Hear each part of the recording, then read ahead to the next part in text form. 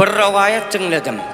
Atam aytdı arada Musa peygamber bilen Burkut var arada. Jibrudun alemine söz kudretini gözlesen Musa kelamullah'dır. Bir hak bilen sözleşen. Yağış yağmurun piri Burkut var olupdur. Emrinden baran yağıp yerler taba gelipdir. Akavanın uğruna Burkut döyün kuranmış. Bu yağdayı gen varıp Musa soğal verenmiş. İyiliğine nar yanına. Niren uçup gelipsin.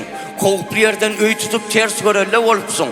Deyip Musa peygamber Burkut'u yağdıranmış. Ol olsa akıl verme. Geç deyip azgıranmış. Menden ruhsat bolmasa zemin emmez asmandan. Bulutlar sürmesem damca dammaz asmandan. Deyip menlik bilen Burkut baba gürlenmiş. Peygamberin sözünü asla kitva vermenmiş.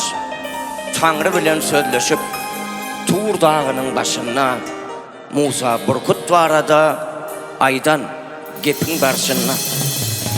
Yurt tuttu Burkut birin su akarıl dereden diyenne Musa kelam yılgıranmış yaradan.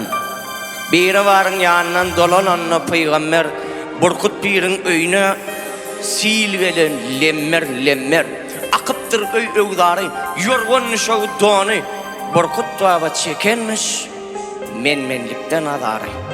Musa soran şopırzot aho yavşın piri göğü asmanına bulut yok nereden geldi seyli.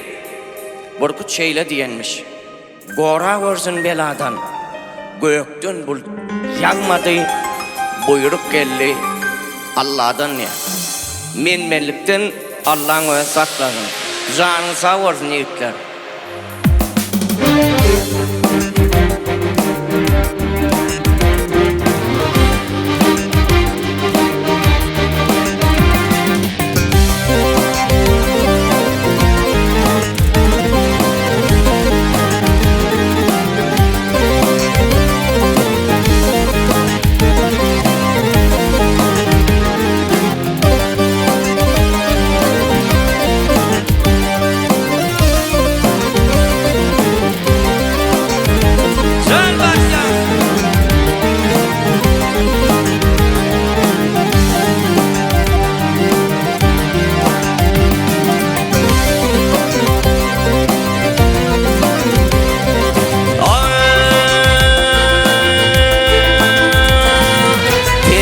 Sana bararım var gelene Gelin sana bararım var gelene Bunca şirin canın ettin Bir nesi ardı hanım var gelene Adam kovunen ettin Veydalı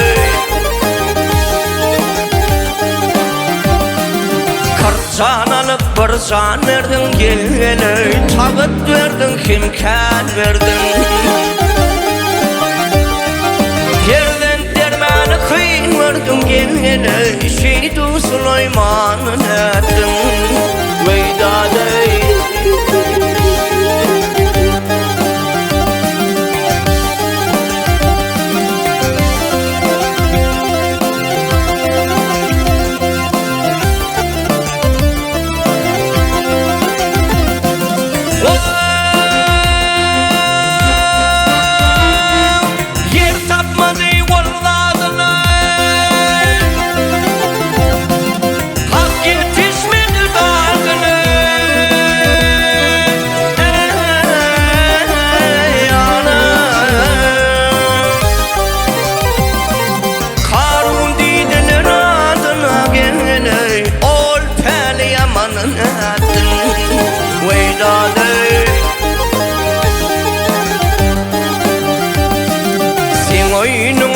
aklım satmaz gelmele hiç adamda adına yetmez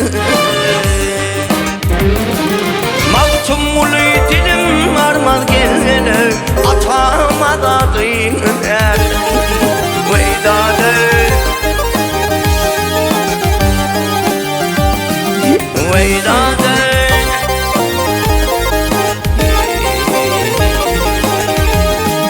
Hey